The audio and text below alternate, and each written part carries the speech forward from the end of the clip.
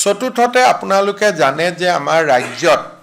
বাজেটখন পাছ নোহোৱাৰ কাৰণে বিশেষকৈ প্ৰত্যেক 5 বছৰৰ মূৰত আমি ভোট অন একাউণ্টছ কৰোঁ ফেব্ৰুৱাৰী মাহত আৰু 3 মাহলৈকে খৰচ কৰাৰ আমি অনুমতি পাওঁ আৰু তাকো মূলতঃ দৰমহাৰ ক্ষেত্ৰত তাৰ কাৰণে আমাৰ ৰাজ্যৰ বহুকেইখন উন্নয়নমূলক আঁচনি এইকেইটা দিন আমাৰ বন্ধ হৈ আছে বা যিমান বাজেটত টকা আছিলে সিমানেদি মাত্ৰ কৰি থকা হৈছে তাৰ পৰিপ্ৰেক্ষিতত আমি 6 জুলাইত অসম বিধানসভাৰ বাজেট অধিৱেশন আমি আহ্বান কৰিছোঁ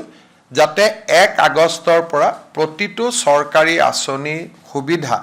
নিয়মীয়াভাৱে অসমৰ ৰাইজে পাব পাৰে বিধানসভাৰ অধিৱেশন এখন আহ্বান কৰিবলৈ এমাহৰ নটিচ লাগে গতিকে আজি 4 তাৰিখ 6 জুলাইত আমি পাতিব খুজিছোঁ আৰু 6 জুলাইৰ ভিতৰত বাজেট হ'লে 28-29 জুলাইত পাছ হৈ যাব 1 আগষ্টৰ পৰা সকলো চৰকাৰী আঁচনিৰ সুবিধা আগৰ দৰে অসমৰ ৰাইজে লাভ কৰিব পাৰিব এই অসুবিধাৰ কাৰণে যেহেতু বিভিন্ন বাতৰি কাকতত বেলেগ বেলেগ কৰি কথা ওলাই আছে আঁচনি বন্ধ কৰি দিলে অমুক কৰি দিলে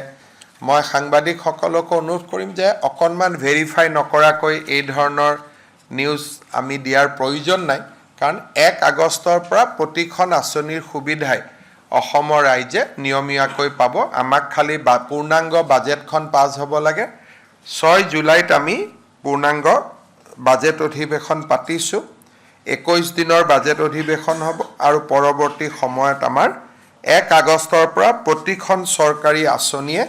আমি নিয়মীয়াকৈ পৰিচালনা কৰিবৰ বাবে সুবিধা পাম